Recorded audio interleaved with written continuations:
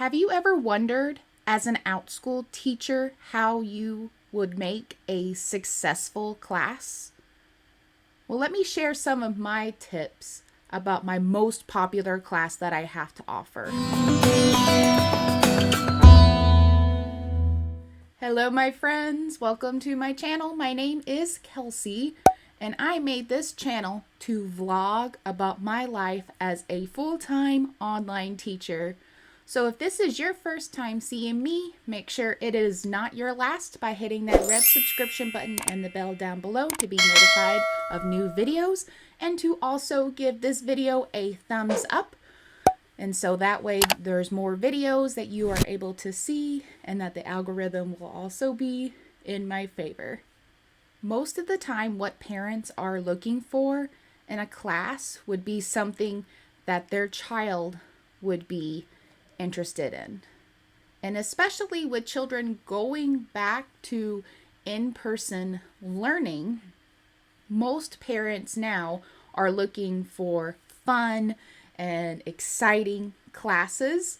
And not saying that there are parents that are not looking for academic classes, but there are definitely more searches recently for more fun-based classes. So for today, I'm going to be sharing my example of my most popular class on Outschool. And what that class was about the solar system. Originally, I had the title Montessori at Home. Let's explore the planets in our solar system. And then I began to slowly realize that I may be incorporating the Montessori method as best as possible, but it's not full-on Montessori. So unfortunately, I had to take that title out and just say, let's explore the planets in our solar system. And if you look at the artwork, I do have the planets. I have the planets with cute little faces on there. But if you do notice in the picture, I do have my face on there. And yes, it is a picture of me with a square on there and then my name on top of it. So this was the original design that I had for the class, because I did not have the fancy features of Canva where I could do the background remover.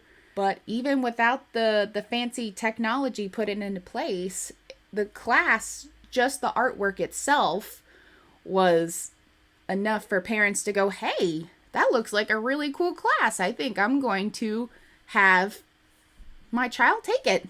And the reason why I feel like it would be good to put a picture of yourself in the thumbnail is, for one, I feel like it gives the parents a good sense of who you are as a teacher.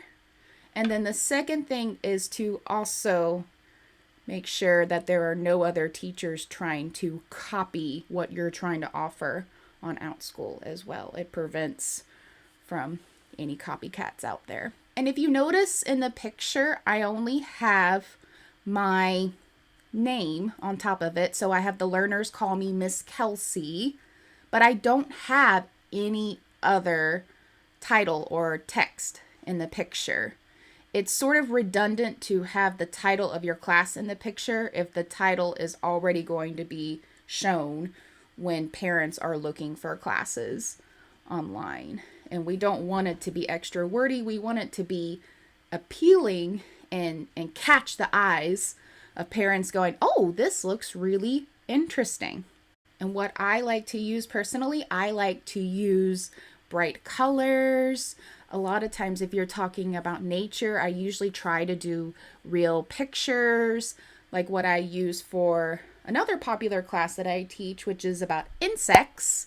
And I do keep it Montessori style in that respect, because we do the first period lesson form. So you definitely want to try to make your thumbnail really, really appealing, but you don't want it to seem overpowering. You don't want to have it seem as really overbearing.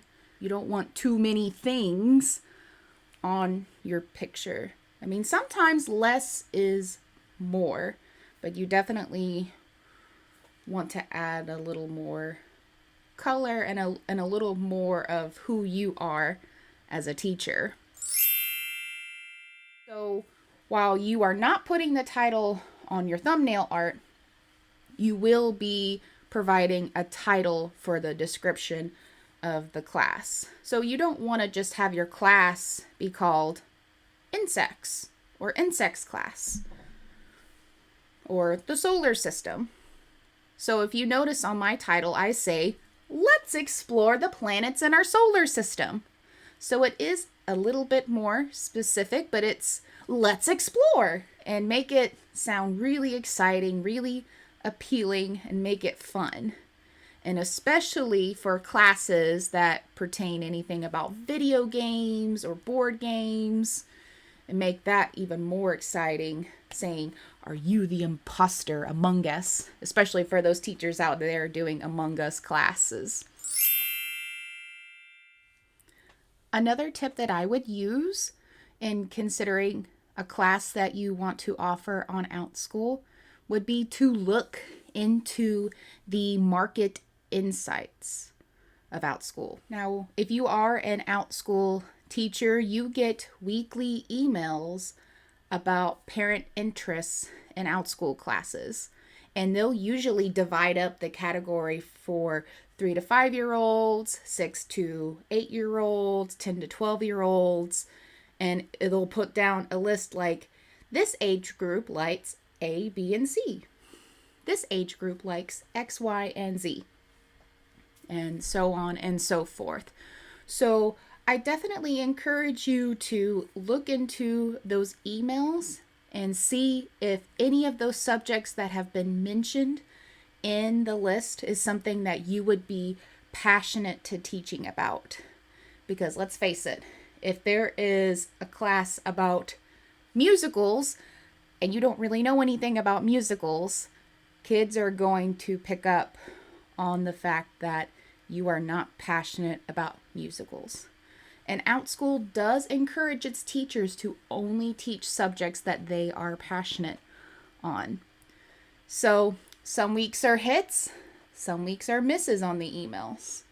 I would take full advantage of the market insight emails that you get each week and just see if there is a subject that comes up to your interest. Another reason why my solar system class ended up being a big hit was one of those emails. Now, this was back in August of 2020. So the insight emails that we would get, it would have parents who would request like 300 plus suggestions on classes. And one of those suggestions just happened to be solar system class for 5-year-olds.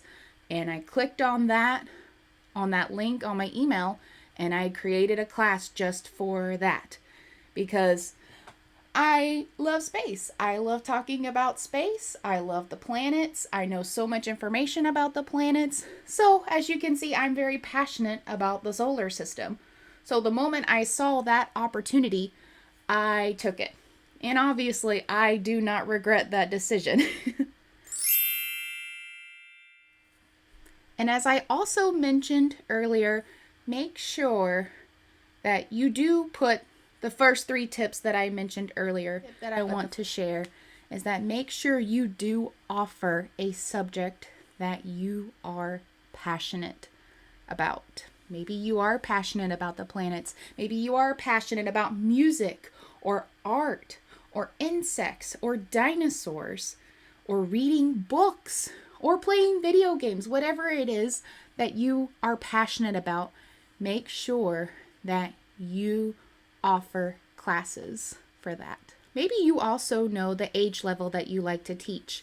Maybe if you're like me, maybe you have a certification for a certain age group. I'm certified for 3 to 6-year-olds. So I primarily teach the preschool, pre-K, kindergarten age group, but you may be great with teenagers.